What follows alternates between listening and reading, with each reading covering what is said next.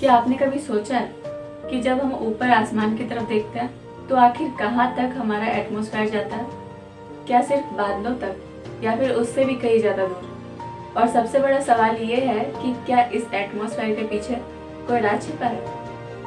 तो गाइस, आज हम बात करेंगे उस अदृश्य कवच की जो हर समय हमें प्रोटेक्ट करता है, हमें बचाता है, और उसे हम कहते हैं एटमॉस्फेयर। तो चलिए सबसे पहले जानते हैं कि एटमॉस्फेयर क्या होता है। दोस्तों, हमारे अर्थ के चारों तरफ हवा की एक प्रोटेक्टिव लेयर होती है जिसे हम वायुमंडल यानी एटमॉस्फेयर कहते हैं। ये सिर्फ हवा की एक लेयर नहीं बल्कि जिंदगी की असली गार्जियन है। ये हमें सन की अल्ट्रावायलेट रेस, मेटेरॉइड्स और टेम्परेचर एक्सट्रीम से प्रोटेक्ट करती है। अगर एटमॉस्फेयर ना होता तो ना हम जिंदा होते, ना पेड़ पौधे होते और ना ही बारिश होती। दोस्तों, हमारे एटमॉस्फेयर में 5 लेयर होती है। चलो एक एक करके उनका सफ़र करते हैं। तो चलिए स्टार्ट करते हैं। सबसे पहला है ट्रोपोस्फेयर, जिसे हम कहते हैं जिंदगी की लेयर।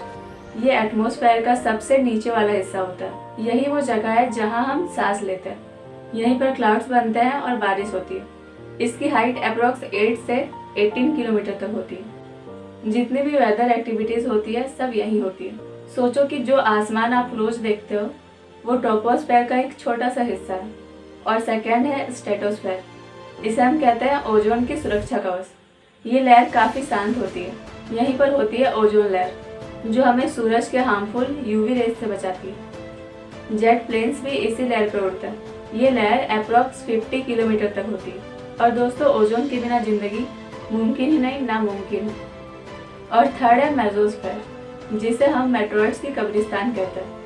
यहाँ पर टेम्परेचर बहुत कम होता है, इतना कम कि किसी भी चीज़ का जम जाना तय है। जब कोई मेटेरॉइड्स अर्थ की तरफ आता है तो यही लहर उसे जलाकर राख कर देती है, इसीलिए वो हमारे तक नहीं पहुँच पाता। आप जो शूटिंग स्टार या फॉलिंग स्टार देखते हैं वो इसी लहर का कमाल है।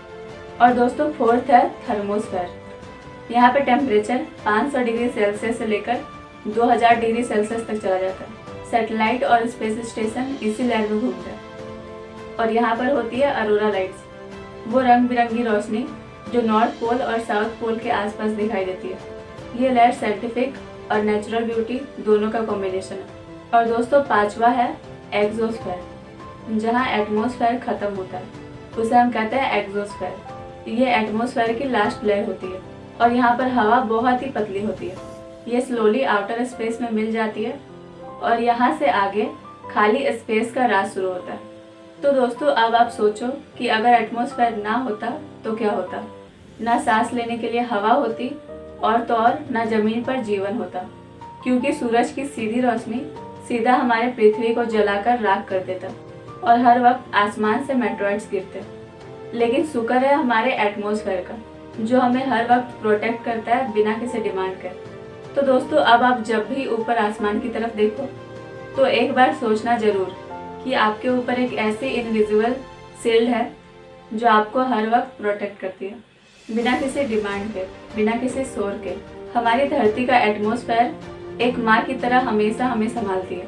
तो क्या हमारी भी जिम्मेदारी नहीं बनती कि हम उस एटमॉस्फेयर को प्रोटेक्ट करें, पॉल्यूशन कम करें, पेड़ लगाएं और इस धरती को सुरक्षित बनाएं?